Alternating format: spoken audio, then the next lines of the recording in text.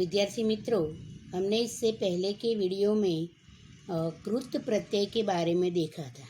कृत प्रत्यय के भेद में कर्तुवाचक कृत प्रत्यय, कर्मवाचक कृत प्रत्यय, करणवाचक कृत प्रत्यय, भाववाचक कृत प्रत्यय और क्रियावाचक कृत प्रत्यय के बारे में जानकारी प्राप्त की।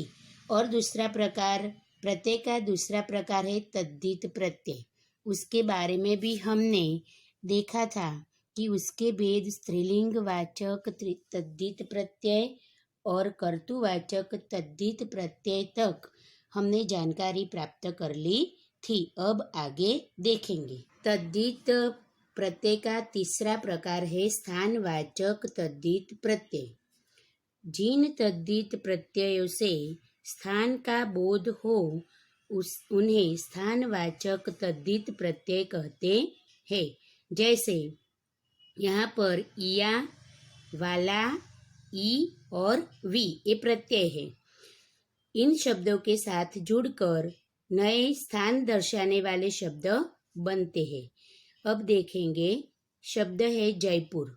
इया प्रत्यय लगने पर जयपुरिया, जो जयपुर में रहता है उसे हम जयपुरिया कहते हैं। मुंबई, उसके साथ इया प्रत्यय लगने से मुंबईया। दूसरा प्रत्यय है वाला। दिल्ली शब्द के साथ जुड़कर दिल्ली वाला। मथुरा शब्द के साथ वाला प्रत्यय जुड़कर मथुरा वाला। तीसरा प्रत्यय है ई। बंगाल शब्द के साथ जुड़कर बंगाली।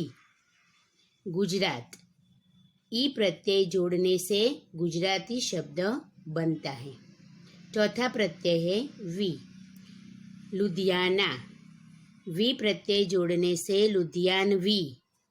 लखनऊ वी प्रत्यय जोड़ने से लखनवी। इस तरह यहाँ पर जितने भी नए शब्द बने वह स्थान दर्शाते हैं, इसलिए उसे स्थानवाचक तद्धित प्रत्यय कहते हैं। चौथा प्रकार है गुणवाचक तद्धित प्रत्यय। जिन तद्धित प्रत्ययों से किसी वस्तु या प्राणी या व्यक्ति के गुण या विशेषता का बोध हो उसे गुणवाचक तद्धित प्रत्यय कहते हैं। जैसे यहाँ पर गुणवाचक तद्धित प्रत्यय दिए हैं। यहाँ पर शब्द दिए हैं। ये शब्दों के साथ ये प्रत्यय जुड़ने से बनने वाले नए शब्द यहाँ पर दर्शाए हैं। आ प्रत्यय है प्यास। प्यास शब्द के साथ जुड़कर बनेगा शब्द प्यासा। ठंड, उसके साथ आ प्रत्यय जुड़ने से ठंडा। क्रोध शब्द के साथ ई प्रत्यय जुड़ने से बनेगा क्रोधी। कीमत के साथ ई प्रत्यय जुड़ने से शब्द बनेगा कीमती। दर्शन, दर्शन शब्द के साथ ईय प्रत्यय जोड़ने से दर्शनीय शब्द बनेगा। प्रार्थना, इसके साथ ईय प्रत्यय जुड़ने से प्रार्थनीय शब्द बनेगा। रंग शब्द के साथ ईला प्रत्यय जुड़ने से रंगीला। शर्म शब्द के साथ ईला प्रत्यय जुड़ने से शर्मिला। धर्म शब्द के साथ इक प्रत्यय जुड़ने से धार्मिक। दिन शब्द के साथ इक प्रत्यय जोड़ने से दैनिक शब्द बनेगा। दया शब्द के साथ लू प्रत्यय जोड़ने से दयालु शब्द बनेगा। श्रद्धा शब्द के साथ लू प्रत्यय जोड़ने से श्रद्धालु शब्द बनेगा। धन शब्द के साथ वान प्रत्यय जोड़ने से धनवान शब्द बनेगा। उसी तरह गुण शब्द के साथ वान प्रत्यय जुड़ने से गुणवान शब्द बनेगा। रंग के साथ इन प्रत्यय जोड़ने से रंगीन और नमक के साथ इन प्रत्यय जोड़ने से नमकीन शब्द बनेगा। जाति शब्द के साथ ईय प्रत्यय जोड़ने से जातीय शब्द बनेगा। राष्ट्र के साथ ईय प्रत्यय जोड़ने से राष्ट्रीय शब्द बनेगा। गुण शब्द के साथ वती प्रत्यय जोड़ने से गुणवती, और बल शब्द के साथ वती प्रत्यय जोड़ने से बलवती शब्द बनेगा। बुद्धि शब्द के साथ मति प्रत्यय जोड़ने से बुद्धिमती, और रूप शब्द के साथ मति शब्द प्रत्यय जोड़ने से रूपमती। विष शब्द के साथ एला प्रत्यय जोड़ने से विषैला, और वन शब्द के साथ एला प्रत्यय जोड़ने से वनैला शब्द बनेगा। स्वप्न शब्द के साथ इल प्रत्यय जोड़ने से स्वप्निल, और स्नेह शब्द के साथ इल प्रत्यय जोड़ने से स्नेहिल। सुख के साथ अंत प्रत्यय जोड़ने से सुखांत, और दुख के साथ अंत प्रत्यय जोड़ने से दुखांत जैसे शब्द बनते हैं। हर्ष शब्द के साथ इत प्रत्यय जोड़ने से हर्षित, और दृणा शब्द के साथ इत प्रत्यय जोड़ने से द्रोणित। यहाँ पर इन शब्दों के साथ ये प्रत्यय जोड़ने से जितने भी शब्द नए बने हैं वह कोई न कोई गुण दर्शाते हैं, इसलिए उसे गुणवाचक तद्धित प्रत्यय कहते हैं। पांचवा प्रकार है भाववाचक तद्धित प्रत्यय।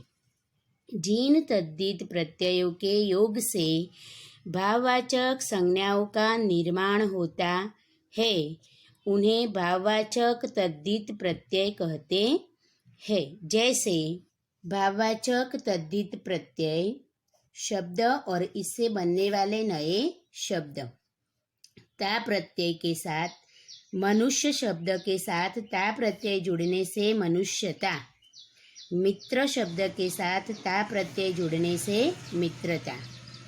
देव शब्द के साथ त्व प्रत्यय जुड़ने से देवत्व, और व्यक्ति शब्द के साथ त्व प्रत्यय जुड़ने से व्यक्तित्व। बूढ़ा शब्द के साथ आपा प्रत्यय जोड़ने से बुढ़ापा। पूजा शब्द के साथ आपा प्रत्यय जोड़ने से पूजापा। लड़का शब्द के साथ पन प्रत्यय जोड़ने से लड़कपन। बच्चा शब्द के साथ पन प्रत्यय जोड़ने से बचपन। बीमार शब्द के साथ ई प्रत्यय जोड़ने से बीमारी, और चालाक शब्द के साथ ई प्रत्यय जोड़ने से चालाकी शब्द बनेगा। अच्छा शब्द के साथ आई प्रत्यय जोड़ने से अच्छाई शब्द बनेगा। कम्बा शब्द के साथ आई प्रत्यय जोड़ने से लंबा शब्द के साथ आई प्रत्यय जोड़ने से लंबाई शब्द बनेगा। काला शब्द के साथ ईमा प्रत्यय जोड़ने से कालीमा, और लाल शब्द के साथ ईमा प्रत्यय जोड़ने से लालिमा शब्द बनेगा।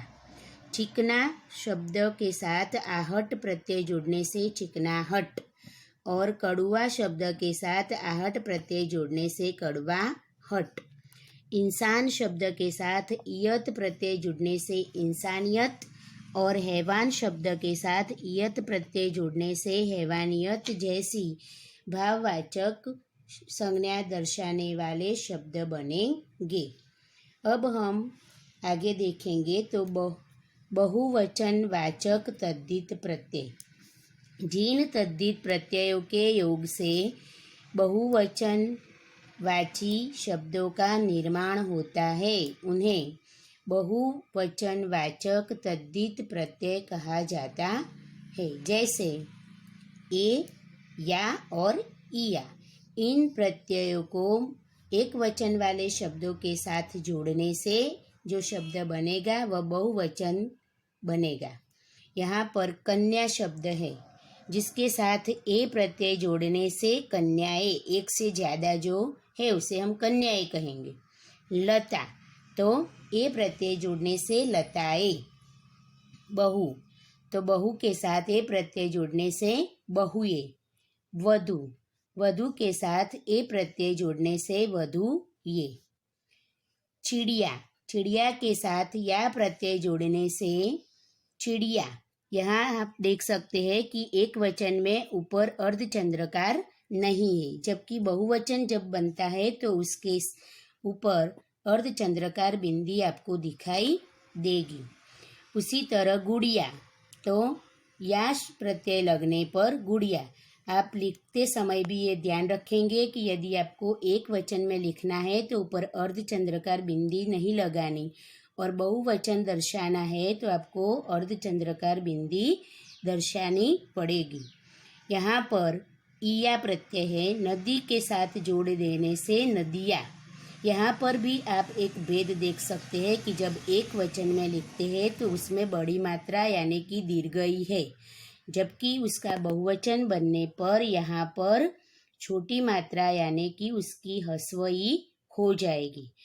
यहाँ नदी तो दीर्घई है, नदी के साथ ईया प्रत्यय जोड़ने से उसका बहुवचन बनता है। तो बहुवचन में जब शब्द लिखते हैं तब हमें मात्रा बदलनी है, मतलब दीर्घ की ह्रस्वई करके लिखना है। दवाई, तो इसके साथ भी ईया प्रत्यय जोड़ने से दवाइया शब्द बनेगा। संबंधवाचक तद्धित प्रत्यय, जिन तद्धित प्रत्ययों से किसी संबंधवाची शब्द का निर्माण होता है उन्हें संबंधवाचक तद्धित प्रत्यय कहते हैं। यहाँ पर संबंधवाचक तद्धित प्रत्यय एरा, आल और एय है। मूल शब्द है मामा। मामा शब्द के साथ एरा प्रत्यय जोड़ने से ममेरा शब्द बनेगा, मतलब हमारा जो मामा का भाई, मामा का लड़का है उसे हम ममेरा कहते हैं। यहाँ पर संबंध दर्शाया गया है। उसी तरह मौसा, तो मौसा के साथ एरा प्रत्यय जोड़ने से मौसेरा, मतलब मासी का बेटा। ससुर शब्द के साथ आल प्रत्यय जोड़ने से ससुराल, और नाना शब्द के साथ आल प्रत्यय जोड़ने से ननिहाल शब्द बनेगा। राधा शब्द के साथ ए प्रत्यय जोड़ने से राधे शब्द बनेगा। कुंती के साथ ए प्रत्यय जोड़ने से कौंते बनेगा। इस तरह यहाँ पर मूल शब्दों के साथ ये प्रत्यय जोड़ने से कोई न कोई संबंध व्यक्त होता है, इसलिए संबंधवाचक तद्धित प्रत्यय कहते हैं। लघुतावाची तद्धित प्रत्यय, जिन तद्धित प्रत्ययों से लघुतावाची शब्दों का निर्माण होता है उन्हें लघुतावाची तद्धित प्रत्यय कहते हैं। जैसे खाट शब्द है तो ईया प्रत्यय जोड़ने से खटिया। डिब्बा शब्द के साथ ईया प्रत्यय जोड़ने से डिबिया। रस्सा शब्द के साथ ई प्रत्यय जोड़ने से रस्सी, और टोकरा शब्द के साथ ई प्रत्यय जोड़ने से टोकरी। कोठा शब्द के साथ री प्रत्यय जोड़ने से कोठरी, और छाता शब्द के साथ री प्रत्यय जोड़ने से छतरी। संदूक शब्द के साथ डी प्रत्यय जोड़ने से संदूकड़ी, और पंख शब्द के साथ डी प्रत्यय जोड़ने से पंखुड़ी। लंगोट शब्द के साथ टी प्रत्यय जोड़ने से लंगोटी। यहाँ पर ये मूल शब्दों के साथ ये प्रत्यय जोड़ने से जितने भी शब्द बने हैं वह इन मूल शब्दों की छोटी साइज का निर्देश करते हैं, इसलिए उसे लघुतावाची तद्धित प्रत्यय कहते हैं। क्रमवाचक तद्धित प्रत्यय, जिन तद्धित प्रत्ययों के जुड़ने से क्रमवाची शब्दों का निर्माण होता है उन्हें क्रमवाचक तद्धित प्रत्यय कहते हैं। क्रमवाचक तद्धित प्रत्यय में वा, हरा और गुना ये 3 प्रत्यय है। मूल शब्द है नौ। 9 के साथ वा जोड़ने से 9वां शब्द बनेगा जो संख्या दर्शाता है। 10 शब्द के साथ वा प्रत्यय जोड़ने से 10वां शब्द बनता है। एक शब्द के साथ हरा प्रत्यय जोड़ने से इखरा शब्द बनता है। 2 शब्द के साथ हरा प्रत्यय जोड़ने से दोहरा शब्द बनेगा। 2 के साथ गुना प्रत्यय जोड़ने से 2 गुना शब्द बनेगा। 3 के साथ गुना प्रत्यय जुड़ने से तिगुना शब्द बनेगा। इस तरह यहाँ संख्या दर्शाई गई है। यह प्रत्यय उसके साथ जोड़ने से यहाँ पर उसका क्रम दर्शाने वाले शब्द बनते हैं, इसलिए उसे क्रमवाचक तद्धित प्रत्यय कहते हैं। हाँ, तो आज हमने तद्धित प्रत्यय के अन्य प्रकार देखे, जिसमें स्त्रीलिंगवाचक तद्धित प्रत्यय, कर्तुवाचक तद्धित प्रत्यय, स्थानवाचक तद्धित प्रत्यय, गुणवाचक तद्धित प्रत्यय, भाववाचक तद्धित प्रत्यय, वचनवाचक तद्धित प्रत्यय, संबंधवाचक तद्धित प्रत्यय, लघुतावाची तद्धित प्रत्यय, क्रमवाचक तद्धित प्रत्यय। इन तद्धित प्रत्ययों के प्रकार की विस्तृत जानकारी प्राप्त की। अब आपको परीक्षा में किस तरह प्रत्यय शब्द से जोड़ने हैं और किस तरह अलग करने हैं, वह हम उदाहरण से देखेंगे। यहाँ पर परीक्षा में किस तरह के प्रश्न होंगे उसके बारे में हम देखेंगे। प्रत्यय जोड़कर शब्द बनाइए। कमा प्लस उ, यहाँ पर शब्द प्लस यहाँ प्रत्यय दिया है तो उसका शब्द आपको बनाना है कमाऊ। लिख प्लस आवट तो लिखावट। आनी प्लस देवर तो देवरानी। दया प्लस आलू तो दयालु। लड़ प्लस आई तो लड़ाई। इस तरह आपको शब्दों के साथ प्रत्यय जोड़कर शब्द बनाने हैं। यहाँ पर प्रत्यय अलग करने हैं। तो पुजारीन शब्द है तो पुजारी प्लस इन। यहाँ छोटी बड़ी मात्रा है, प्रत्यय जोड़ने पर यहाँ छोटी मात्रा हो जाएगी। सजावट तो सजा प्लस आवट। चलता तो चल प्लस ता। दिखा या तो दिखा प्लस या। लिख कर तो लिख प्लस कर। इस तरह आपको शब्द से प्रत्यय अलग करने हैं। उसी तरह हम उपसर्ग के बारे में देखेंगे। यहाँ पर प्रत्यय शब्द के बाद में जुड़ते हैं तो उपसर्ग शब्द के पूर्व यानी कि पहले जुड़ते हैं। शब्द है वक्ता, उपसर्ग प्र है तो शब्द बनेगा प्रवक्ता। मुक्त शब्द में उपसर्ग लगाने से विमुक्त। मुख शब्द के आगे उपसर्ग लगाने से अभिमुख। राग शब्द के आगे अनुपसर्ग लगाने से अनुराग। गुण शब्द के आगे अव उपसर्ग लगाने से अवगुण। उसी तरह हमें उपसर्ग भी शब्द में से अलग करने हैं। यहाँ पर अधर्म शब्द दिया गया है। उपसर्ग को अलग करने से शब्द बनेगा धर्म, अ प्लस धर्म। प्रति उपसर्ग को अलग करने से शब्द बनेगा हिंसा। स्व उपसर्ग को अलग करने से शब्द बनेगा राज्य।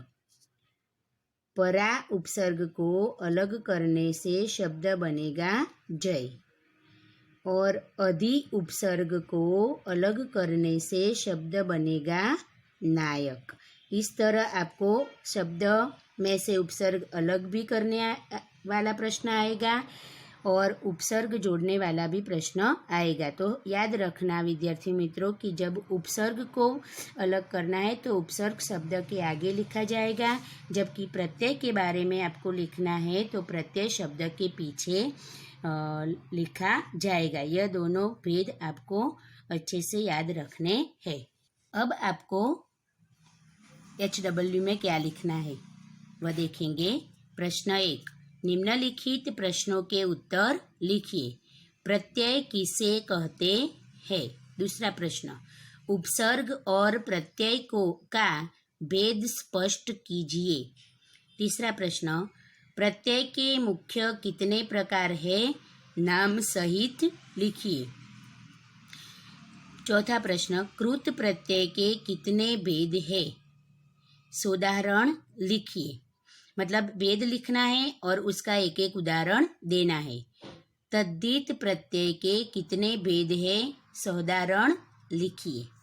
प्रश्न 2, निम्नलिखित प्रत्ययों का प्रयोग करके शब्द बनाइए। यहाँ पर ई, इक, वती, वाला, इला, वान, एला, वी, ता, त्व, पन और इमा।